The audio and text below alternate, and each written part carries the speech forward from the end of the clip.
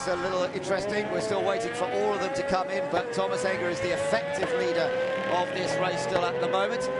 These two guys still battling away for second and third positions. On board the number 4 Hexis car, Christian Hohenadel now at the wheel of that one, and that was a really good pit stop once again from the Hexis crew that we saw. Of course, these guys are effectively battling for third, not second, because the Lamborghini has got up ahead of them, as we saw in that last lap. And the last little corner dealing with here for Christian Hohenadel, getting the power back on, and everybody now, I think, has made their pit stops. So you've got third and fourth there. It is Stefan Mucker versus the Nissan tucked in behind of, it's actually, just checking that, sorry, as they come through. It's the number 20. It's 23, it should be 23. Yeah, it is, the number 23 car. We've got a problem with our timing screen at the moment, but it is Lucas Law still tucked in behind him. It is Enger leading.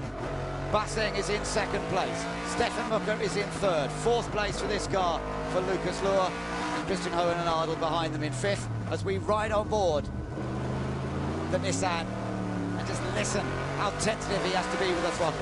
I mean, it's so tricky, these conditions. Now the track is beginning to show some sense of drying, not the line, but less wet than it's been. The trouble is the circuit gets more slick. You see the two Nissans battling amongst themselves.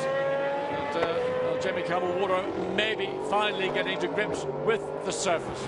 Yeah, he's been really struggling, hasn't he? Ever he's down in 12th place. The pit stop's been, he's not really been able to get on the pace for whatever reason. There is the second place Lamborghini then. It is Marc Basseng. He is going to be able to score decent points. He's looking at earning himself a front row start for the championship race, where more points are on offer. He's made a little bit of a break away from Stefan Mucker in third, but there is Thomas Enger. Alex Muller did the stints early on. That early pit stop really seemed to help them, didn't it? I think a lot of things helped. I think the situation regarding the 4GT obviously helped, but principally because of the disappointing exit from the pits from Stefan Mucker when he managed to stall what was the lead car, and a car that should have been able to retain its advantage, and that all went with that momentary stall in the pit lane. 3 seconds or so lost, and that's all it took to give Thomas Enger in the Gulf Aston Martin the opportunity to get through. Just beginning to see him move offline a little bit now and then, just a little bit of cooling to those wet tyres, but we've got 22 3/4 minutes still to go in this race, and Thomas Enger just out in control. Now, there is the second place Lamborghini of Marc Basseng. Lap times are pretty even between the two cars. I think Thomas still, though, stretching that lead out a little bit. You can see there on the graphic, he's still pulling away every lap just a little bit, and Thomas Enger seems to have this one beautifully under control. The Hexis Aston Martin, and he's right over the back of the Lucas Luhr. Yeah, right. That's putting pressure on the Nissan now. So Christian Hohenadel looking to find a way past the Lucas Luhr, the Nissan that started at the back of the field, and he seems to have got good grip out of that Aston Martin as we look slightly further forward to see the Aston of Stefan Mucker, which is running just ahead of the Nissan. Yeah, so good stuff this from Christian Hohenadel as he keeps the pressure on the championship leaders, Lucas Luhr. And remember, in the teams championship, it is actually right now between these two teams. There's only 5 points between them in the teams battle. So good stuff from them, although Young Driver, with their performance here today, if they can continue it in the championship race, are actually well able to become a factor in the teams championship themselves. Well, you can see how much on the last 3 laps the Texas Aston Martin has run down the fourth place Nissan of Lucas Luhr, so it's half a second, plus a tenth every lap. It's interesting, isn't it, that Michael Krum and David Brabham in the first stint when the track was really wet were doing good laps with the Nissans, but both their teammates are struggling a little bit, both Lucas Luhr and Jamie Campbell-Walter, for whatever reason. Yeah, a bit of a slide there for Hohenadel, but he still keeps the pressure on the Nissan just ahead. Stefan Mucker drops down through turn 3, and still all of them chasing after Thomas Enger, our race leader, as and of course the second place Lamborghini. And actually I think they're catching that Lamborghini just a little bit. Marc Basseng is in second place, but those guys behind, I think, are getting just a little bit closer to him now. Well, they run down into turns 8 and 9.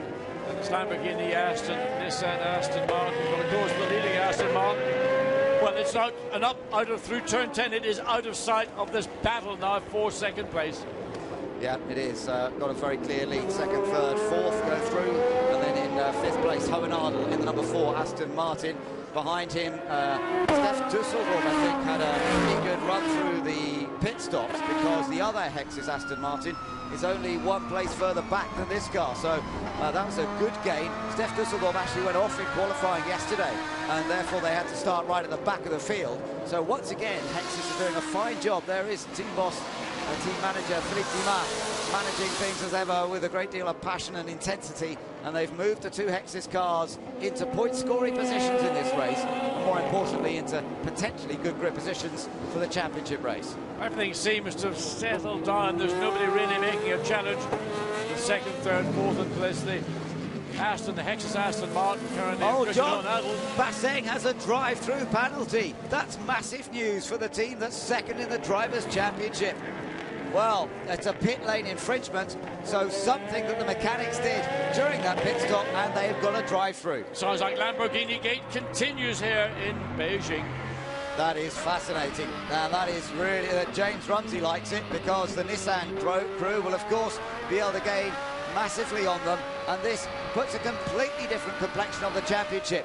These guys needed to score more points than the Nissan of Lucas Lohr and Michael Krum, but with a drive-through penalty, there is no chance that they'll be able to do that in this race, and of course it puts them on the back foot for the championship race. I can just imagine what Mark Basseng is thinking driving through. He'll get that information. He'll have a drive-through penalty to give up that hard-won second place, and then it's going to be the Aston Martin's first and second, the Nissan third, Aston Martin fourth. And who would have ever thought that was going to happen? No, that is really bad news for Alinkle Motorsport. Alinkle really have been effective this season, but something's gone wrong on that pit stop. But this is interesting because this number 4 car, the Hexes Aston, which we've seen pushing this one, the Nissan, Hohenadel and Virginia right up there in the championship as well. So with the Lamborghini dropping back, it'll have a massive bearing on their point situation too. They have caught that Lamborghini, but the Lamborghini has to come in the pit soon. What will be interesting is once the Lamborghini makes that pit lane entry, will that release Mucca, Lucas Lohr, to get on with the challenge to try and run down the leading Aston Martin of Thomas Enger? I think the Lamborghini's been holding this group of 3 cars behind it, holding it up, and it's being allowing Stef Dusseldorf to catch up to his teammate, and those 3 cars to run in the sort of very close area they're running. Is it coming in yet? No, it's not. The Lamborghini stays out there for at least one more lap before Mark Basseng comes in. That windscreen wiper doing its job of keeping the screen clear. Now looking down. Christian Hohenadel, isn't it? Once again, really putting pressure on Lucas Lohr. It's Nissan versus Aston Martin, and this is for 4th place. Any room down there? No chance to go down the inside. His teammates catching up as well. Stef Dusseldorf just behind them. The other Hexis car not far back. So Aston Martin seems to be relishing both the track and the weather conditions here today. They're running, all of their cars are running in the top 6 in this race, which is pretty impressive. All 4 Aston Martins in the top 6 of this qualifying race. Of course, it's the championship race where the big points are on offer. Back on board with Lucas Lohr here. Yes, up to turn 10, having to go slightly defensive, running in the middle of the racetrack just to ensure that Christian Hohenadel behind in the Hexus Aston Martin doesn't have a punt down the inside into turn 10. And that has to be, surely the Lamborghini's got to peel in off the racetrack this lap to serve that drive-through penalty. There's also a drive-through for a less important car, number 47 car, where it's not so far up. But let's go down and hear from Marcus Winkelhock about this this penalty for their car. Just have a quick look to see if Hohenadel's going to go through on the inside first. He's certainly having a bit of a go, but he's going to put him on the outside now for turn 3, and he can't go through there. Now they slide their way out of that one down towards the hairpin. Is he going to have a go? Yes, he has a little look down the inside. Oh, he's done it. Can he hold it on the exit? Slide. Oh, where is the Nissan? Yeah, exactly. And they're in, and we're with the Nissan. And the Aston's done it, but now he's wide. Oh, he's got through. Yeah, he finally made it. He had to bully his way through, but a good job by Christian Hohenadel. He's looked threatening on the Nissan all the way through, and he looks to be the quickest of those Aston Martins in this group running right now. So important too in terms of the championship, because they've got a real opportunity, have Piccini and Hohenadel, to further boost their points. They are 3rd in that Drivers' Championship. Good grid position in prospect. But let's get back down to Marcus Winkelhock to explain that pit lane infringement. Mark, Marcus, yet another drive-through penalty for a pit lane infringement. It's disappointing for the team. Yeah, absolutely. I think we are on P2 now in the moment. Okay, we are not losing that much points because it's only, I think, 4 points in the qualifying race. But I think being in the first row for the qualifying race, for the main race, would be a good position to score many points, and it's a shame, absolutely, because the car was good. I think the pace was good as well, and yeah, I think that was the championship at the end. Do you know what the pit lane infringement was? Yeah, one of the mechanics lost the wheel gun, and then he jumped back to pick it up, and yeah, that was the problem. Thank you. Right now, look at Christian Hohenadel. He's still keeping he's caught Stefan Mucker, and he's really putting the young driver Aston Martin under pressure. I tell you what, Christian Hohenadel, the reigning GT3 champion from last year, John, very impressive on a couple of occasions this year, particularly at the Sachsenring. But he is now showing some of the star names of GT1 the way to drive in the wet here. Well, whether he's doing that purely on driving ability or whether the Hexes have done something to their car which is helping that particular Aston Martin. Clearly he harried the Nissan for a long time. Now on the tail of the second place Aston Martin as he comes down into turn one, goes to the inside or the outside of the corner, trying to go the long way around. That's very brave, but the cutback, can he make the cutback on the exit as they go through turn two and then down into turn three? They're never going to work around the outside of Stefan Mucker because he's not going to give you the space. There's the drive-through then. I thought I saw the Lamborghini peel off. So Marc Basseng has done his drive-through. It's a long pit lane exit though here, which is horrible. Feels like forever, and he's dropping way down the field. We'll confirm next time around where he comes back out as we go back on board with Lucas Luhr. He lost the place to Christian Hohenadel a lap or two ago, but he's still with the two Aston Martins as Hohenadel now tries to get past Stefan Mucker. Just to remind you though, Thomas Enger leads this race, and these guys are all fighting for second place. So Mucker there in the white and red Aston Martin, chased by Hohenadel in the Hex's silver and black and red car, followed by Lucas Luhr here in the Nissan, still looking for all important points in the championship. Then the other Hex's car as Steph Dusseldorf is behind. And you can hear on board Lucas Luhr coming through 11 and 12. He can't even use anywhere near full throttle. He's got to feather it all the way through. The torque of that Nissan V8 is so thuggish that it would make the back end of the car step out at any opportunity. I can tell you that Basseng has come back out in 6th place after the drive-through, so not as bad as it might have been. He's still got a chance of getting a decent grid position.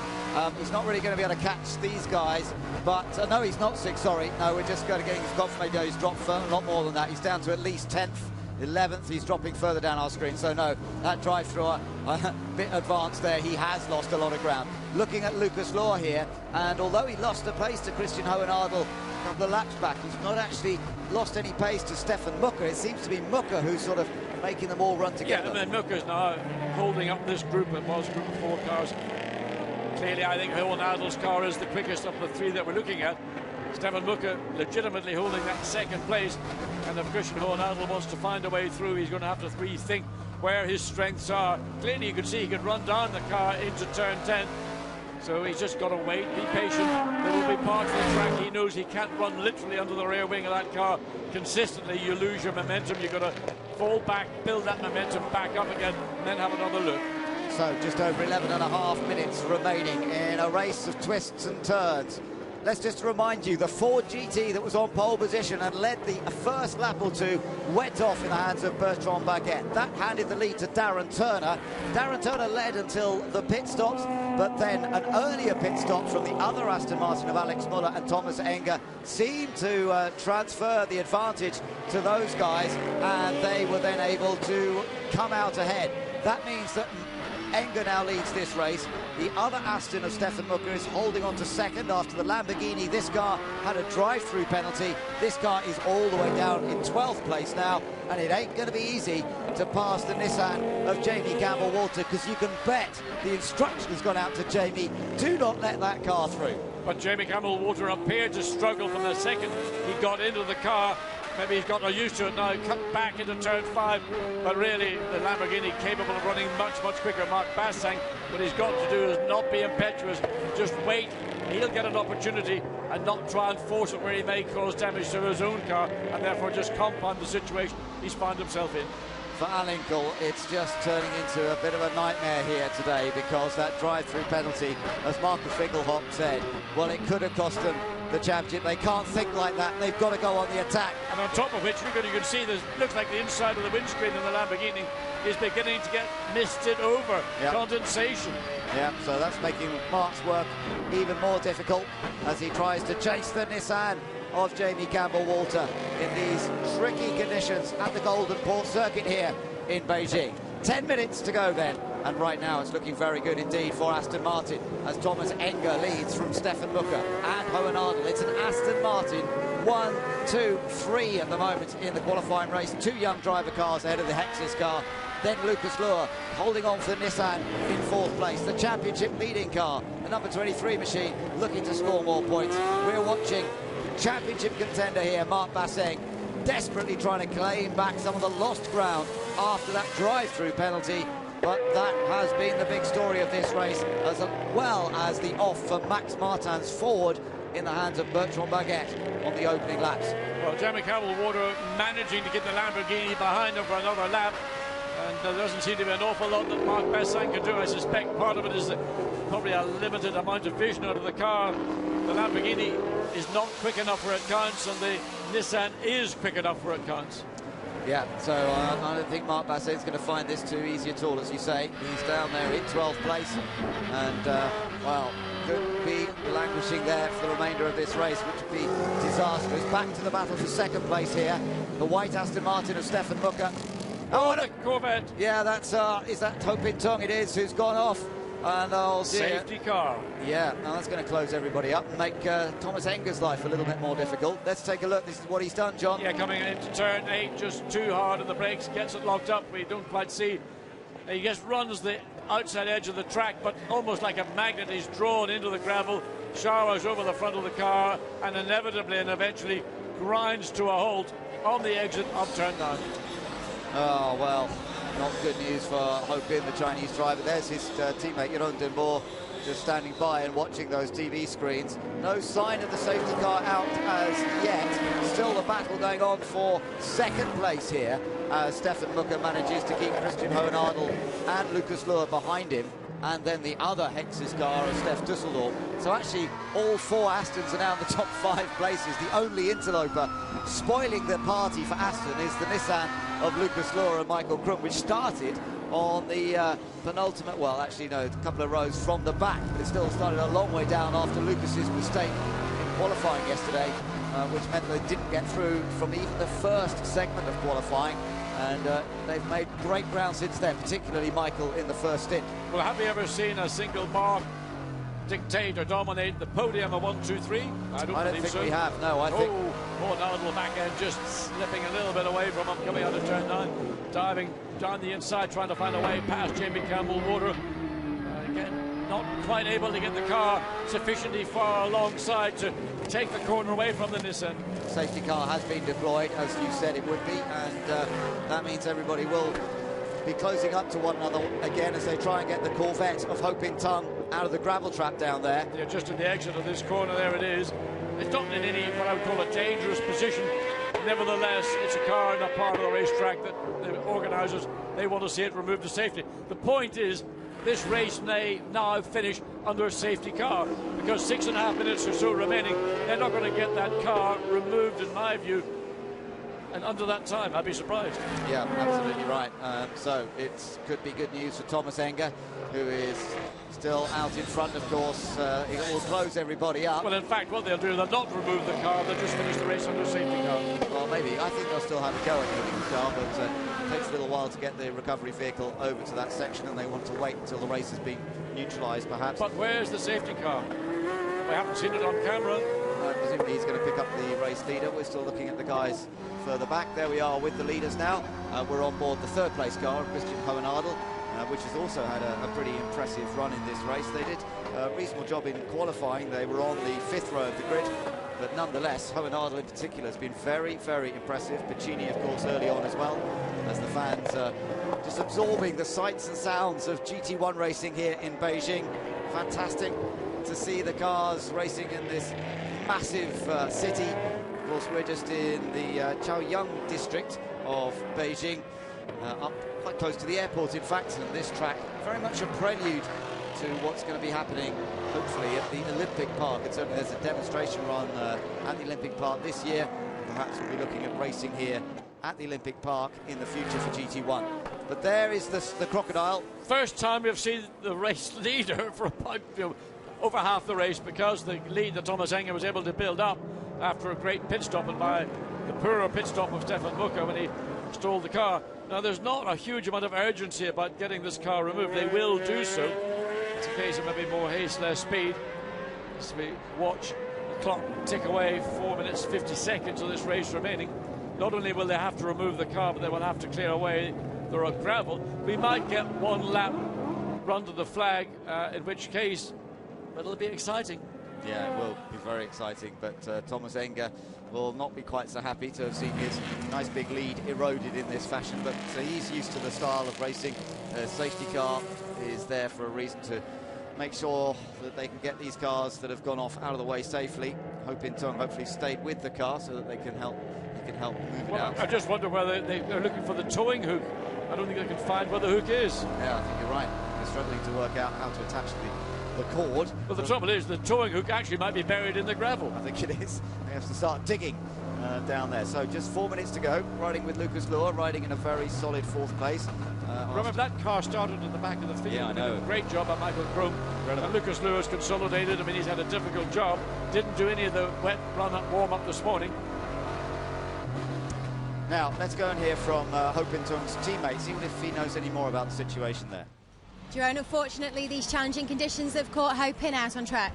Yeah, I've seen that he has gone off and he's stuck in the gravel, so it's a pity. But the start was okay, and I tried to keep my place and not take too much risk. But unfortunately, in the hairpin, a Lamborghini spun, and the Nissan in front of me moved away, and then suddenly it was in front of me, and I was too late to do anything. So it was difficult. I think I've worked out the problem. The bit of the damage to the front of the car is the point where the tow hook is. So I suspect that the tow hook has been damaged along with the bodywork, and therefore it isn't either easily available or isn't available at all. Yeah, good point. So whether these guys are going to get any green flag running or not, it's not looking particularly likely with the clock ticking away. There is Mark Vassing. They've done it. They've got it attached. They've found it, and they drag the car, hopefully, and to the outside this time. That's good. On the outside, but onto the grass, so there's not any gravel really getting onto the racing line, the exit. So that car, but Ho Pin Tung keep it on the grass. Yeah, he's obviously not too wants to get it off the grass so that he can perhaps be able to drive it back. I'm not sure. For what reason? Yeah, I mean, they're still going to spit a lot of gravel out, so whether they're going to be allowed to do that. That's the onboard view from that car, and not see an awful lot at the moment because the wipers aren't running, but they have at least managed to get it out of the gravel. Until that tow truck has been removed from the circuit with 2 minutes remaining, this race will be finishing under safety car. It's looking that way at the moment. Thomas Enger will be happy about that because it will confirm his position as race winner if it stays this way. Still looking for his first championship race win of 2011. He's had a qualifying race win already this year. That was at Silverstone, then had a fantastic battle at Silverstone, trying to win the Tourist Trophy. It didn't quite come off for him in the end, but this is looking like another opportunity. Jan Struber on the right there is the boss and owner of the Young Driver team. He's looking at a 1-2 finish in the qualifying race, but look at that Aston Martin domination. 1, 2, 3 and 5 for Aston Martin. I'm really surprised, John, because I thought this circuit would suit the Fords and the Lamborghinis, and yet Aston has been great. It did suit the Ford, but Bertrand Baguette drove the car off the track. And it may well have suited some of the Nissans, but you saw the problem Lucas Luhr got himself involved in the first segment of qualifying. So two potential winning cars, in effect, either in qualifying or in the race, have eclipsed themselves. And Bas Leinder's had a problem, so his Ford went out early in the race. That retired with some, it just suddenly slowed down and retired out of the race. We've seen the Christopher Nygaard, Jonathan Hershey yellow Ford going quite well, but it's never been quite able to get past other cars. That car's running in 6th place. Philippe Dumas there of the Hexis team. I mean, this has been a great result for the Hexis team as well. They're looking at their two cars finishing 3rd and 5th, and in the team's championship, great news for them. The question is, are the cars, as they come up to turn 10, going to be able to get across the start-finish line before the time runs out? It's going to be a very close call. Is this the last lap? 20 seconds as they come through turns 11 and 12, and it's going to be very close indeed to know whether the safety car, well, in fact it is going to be run and finished under the safety car. 10 seconds midway through the final turn, and I would think, depending on where the start-finish line is, the start-finish line is actually at the beginning of the pit lane, so there's the start-finish line now. Is the race being flagged or not? Should be.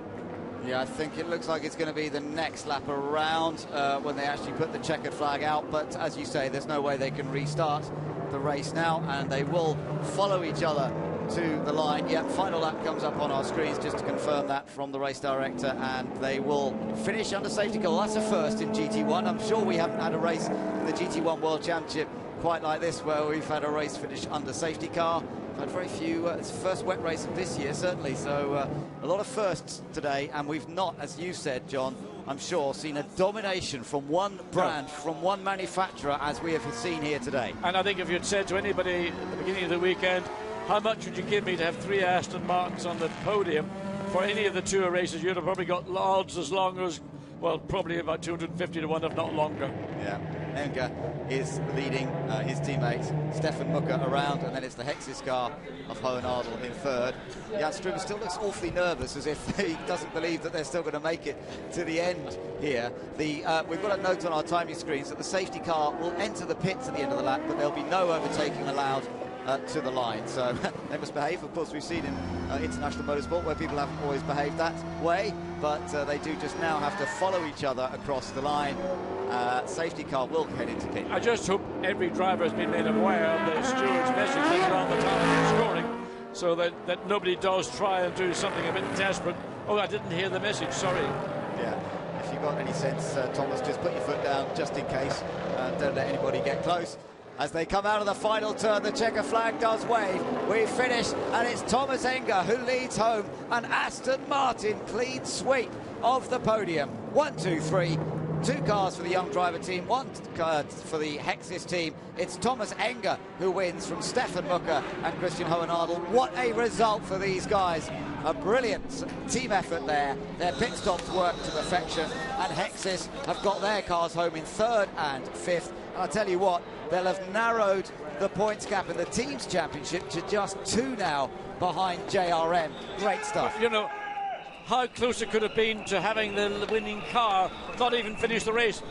In Alex Miller's stint, he got a real tank slapper on. We thought the car was gone. He got it back, coming through turns 11 and 12, and there they are now, the winning car, and backed up by the Hexis drivers. You know, great job by Christian Hohen Ardel, who looked to be very strong, indeed potentially capable of getting that 2nd place from Stefan Mucker, but never quite in position to do so. No, and in terms of the Drivers' Championship, Michael Krum and Lucas Law have done a brilliant job here to come from the back of the grid to finish 4th. Their big rivals, Mark Vasseng and Marcus Finkelhoff, have had a nightmare. They had the drive-through penalty after something went wrong at the pit stop, and they had dropped all the way down to finish in 12th, way outside the points, and more importantly perhaps outside potential points in the championship race without making up ground. So this has had a big knock-on effect in the championship chase as we go into the penultimate race of the season, which will be coming up later today, and then the last race in Argentina. It does, however, allow Hohen Ardel and Piccini to actually get closer to that 2nd place in the Drivers' Championship. I mean, it wasn't the podium in itself, it was the fact that that's just put them in an even stronger position as a consequence. So they will be absolutely over the moon about that, and again, the strength of starting in the 2nd row of the grid, it just does them a big favour when it comes to the championship race later this afternoon. Well, great result for the 2 young driver teammates then, Stefan Mucker and Thomas Enger. 1st and 2nd, Enger just getting the margin in the end after that pit stop worked so well for them, that early pit stop. Alex Muller's great first stint. Darren Turner will be feeling a little disappointed, but they've still got a front row start for the championship race, and it could be a battle between teammates. There's Alex Muller to congratulate his teammate. They've taken victory, they've got pole position for the 2nd race of the day, and as we've seen here, track position is absolutely crucial. But Aston Martin have a 1-2-3 finish, the first time that we have seen a manufacturer dominate in quite such a way, and if they could do that in the championship race, well, they would score massive points here at Golden Port in Beijing. Well, we've got a little bit of time to wait. We don't know whether the sky is going to break and dry the track out, or whether we're going to have a damp, wet track for that championship race. At least now everybody's got experience of the conditions. They know the dry track, they know the wet track, but having a lockout for young driver Aston Martin team is a bonus. I think they had no idea that this could be possible. So Hexis really celebrating that as well. And remember, their other car was fifth. I mean, it was nearly all of the Astons dominating. Only that one Nissan, John, getting in amongst them at all. So anyway, let's get down to hear now from our race winners. Congratulations, Thomas. I haven't seen a bigger smile on you this year. Well, yeah, it's fantastic result. We had the same result in Silverstone. We had a great car as well as we have here. We did a perfect job, both of us, me and my teammate. We had a great start and we had fantastic pit stop. So let's keep going like this, and we hope for in the afternoon as well. And Alex, congratulations. Feeling positive going into the championship race? Thanks, yes, of course. Thomas did a great job. Pit stops were very good, car is good, so looking forward to the championship race. Thank you. So the winners of the qualifying race, can they now turn it around and take their first championship race win of the season? Of course, they'll have their teammates alongside on the grid. It'll be Thomas Enger versus Stefan Mucker off the line, because it'll be the driver who finished that race will actually get to start the championship race. But we'll have to see how the two teammates get on in their tussle. Let's get down to hear from our second place finishers. Congratulations, Darren. You weren't too happy at the points in the race where the pit stops were happening, but here you are. Great result, 1-2 for the team. Yeah, it's brilliant. I mean, to get 1-2, we obviously started 2 and 3, so we've moved up a little bit. It's going to make the next race quite interesting off the start, but yeah, really good result for the team, and just a little bit disappointing for our car to go from leading to third and then back up to second. But on the overall thing, it's good that we got some more points. Stefan, a great result in these challenging conditions. Yes, definitely. I mean, at the end was quite difficult. More rain was coming. Unfortunately, I did a mistake. I stole the car after the pit stop, and actually that cost us the first position. So sorry for that, but the team did a very good job at the pit stop, and yeah, and we stayed on the track, and we are happy. And will you be racing the sister car in the championship race? I think even in the championship race, it's important to stay on the track, especially here, and we just don't want to do any mistakes, just to finish our race. Thank you. So Stefan Mucker suitably apologetic after his stall. Whether that was the only defining factor, I think that earlier stop from the other guys seemed to play into their way as well, and Thomas Enger had quite a big advantage, didn't he, after that pit stop? Yes, I mean, if you get a great pit stop and a confident driver, you can make it work. Let's get down to our third place finishers now. Congratulations, Christian. A very happy team on the pit wall there. Yeah, it was a difficult weekend for us. So I think all the weekend we can't find really the pace of the car. So obviously with the Aston, with young driver, the car works very well on the track. And finally we are in a good position, starting from 10th, finishing third for today's championship race. So I hope it's nothing run really, so only we get a good position to collect a lot of points hopefully today. And thanks to the teams, because they built a very good car for the Reds. Congratulations, Andrea. A few challenges along the way, and finally a good result again for you. Yeah, I think China is going well up to now because we're collecting points. Christian did a very good job out there. I tried in the first part not to lose too much, not to take too many risks. The car was reasonably good, but we had not a lot of traction, so we were quicker than the car in front, but it was not easy to pass. So I think we did an amazing job passing the Nissan. That was important for the championship, and now we're looking forward to the next race with another good race, with the team doing good pit stop as usual. We can make something more. Thank you. Well, that's a good point, because Hexis have such great pit stops. If they can stay on terms with the two young driver Aston Martins, there's every chance for those guys to take a race victory. Indeed, there is, and just interesting to hear them say that they didn't have very much traction, but they felt they were, as we felt in the commentary booth, quicker than the two lead Aston Martins, but they just weren't able to find a way through. That opportunity may well come available to them when we get into the championship race later this afternoon, again with that mandatory pit stop. So confirmation of that clean sweep for Aston Martin. Look at that, 1, 2, 3, A young driver won 2, Hex's 3rd. Nissan, the only interloper amongst all of the Aston Martins, because the second Hex's car finished in a very strong 5th place, and bearing in mind both cars had some work to do from their qualifying positions. Once again, it's a great team effort. Belgian Racing, though, a great result for Belgian Racing. You know, one of their best ever results, because it was a new team this year, and that car came home 6th, courtesy of Jonathan Hershey and Christopher Nygaard. Then the other Nissan, the number 22 car, Richard Westbrook and Peter Dunbrecht, that had to settle for 7th place. And the Nico Verdonk, Michael Rossi Corvette, that finished in 8th place, so they've still got a decent chance in the main race. The number 37 Lamborghini that started at the back finished in 9th, the car of Dominic Schwager and Niki Pastorelli. Then 2 more Nissans. We saw the number 10 car of Katzberg and Bernoldi. Behind it, the Jamie Campbell-Walter David Brabham car, which seemed to struggle after the pit stop for whatever reason, but they did fend off the Lamborghini of former championship leaders earlier in the season, Basseng and Winkelhock, and their championship hopes are really beginning to slip and slide now. Behind them, the Lauk Lauenberger Lamborghini, then the Corvette we saw go off towards the end of Hope in Tongue, and of course, very notably, the 2 Mark VDS Fords of Bas Linders, which stopped, and Baguette, which went off in the early laps. Well, talking of the car that went off, let's go and hear now from Hope in Tongue. He's talking to Haley. Hope, in a disappointing race. What are your hopes for championship race now that the car is damaged? Well, hopefully the guys can fix the car. It was a shame. I think we looked pretty strong here. We just were a bit unlucky yesterday with the engine change. Then at the start, Jerome had a small problem. I think he touched one of the cars and damaged the front of the car, so it was really hard to drive. I got his set of tires from the warm-up this morning, which had a bit of a flat spot, so I was really struggling from the first lap on. So hopefully in the afternoon, championship race, the car will be repaired. We'll have fresh tires and things will be better. And what is the extent of the damage?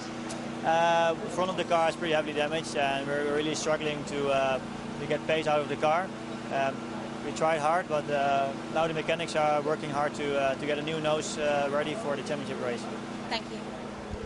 So let's wish them luck for the second race of the day. It's a fairly concentrated programme this weekend, John, with both races taking place on Sunday, so not a lot of time, but thankfully I don't think the damage too extensive. No, nevertheless it's got to be removed, and it doesn't help when the car is buried in the gravel like this, because that takes time also. But they'll take that whole nose section off, replace it with a fresh one or a repaired one, and that car should be good to go.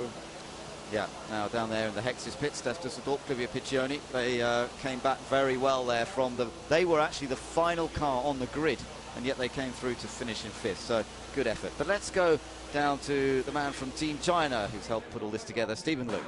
Stephen, it certainly is great to be racing here at Golden Port, but tomorrow is an even bigger day at the Olympic Park, racing around Water Cube. Yes, exactly. For the race, we have to arrange the race on Friday and Saturday. So yesterday is not a lot of people, but we're expecting more for tomorrow's gala party for the GT1 family here in Beijing. And then we are very excited for this event. And the demo in Olympic Park is really our objective since 2005.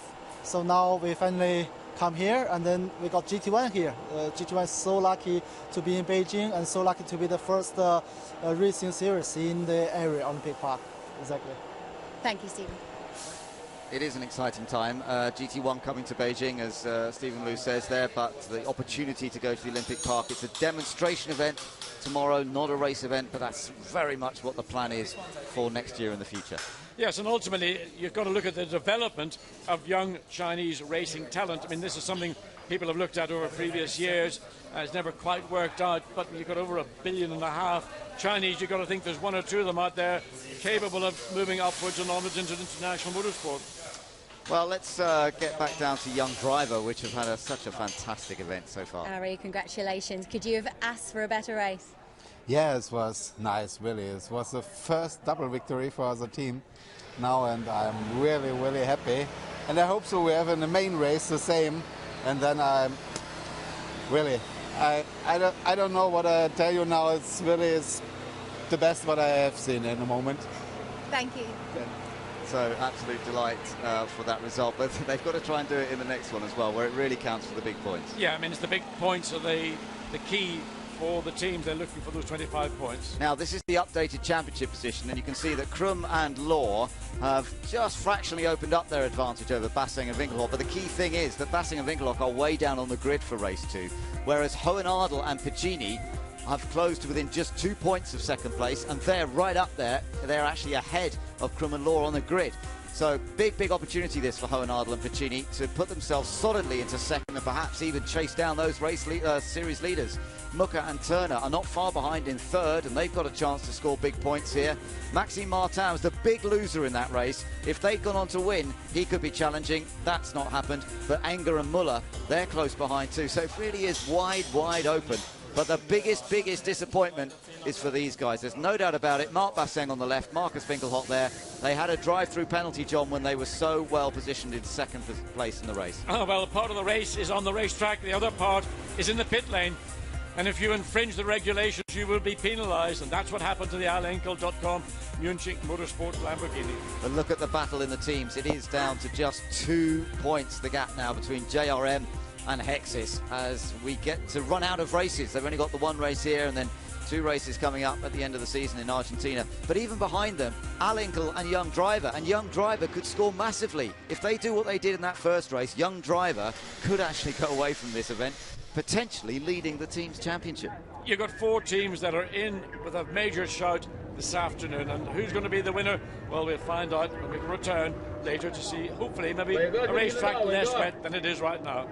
It is raining hard now. It's been raining throughout the morning. Let's take a look at the highlights of the qualifying race here in Beijing. This race got underway remarkably cleanly. We were expecting incidents at the first corner or perhaps around that first lap, but in fact, despite a bit of bumping and boring that we could see from on board Marcus Winkelhock's car, some jockeying for position, they got away very cleanly, and it was Bertrand Baguette who got out in front. There was a slight incident involving Jérôme Denbourg, which did some damage to the Corvette, but a couple of laps in, that was the moment that Baguette went off. Yes, and he got a false neutral. The car found neutral at the critical point of the entry to the corner. He couldn't slow it down. He got it into first eventually, but it was too late.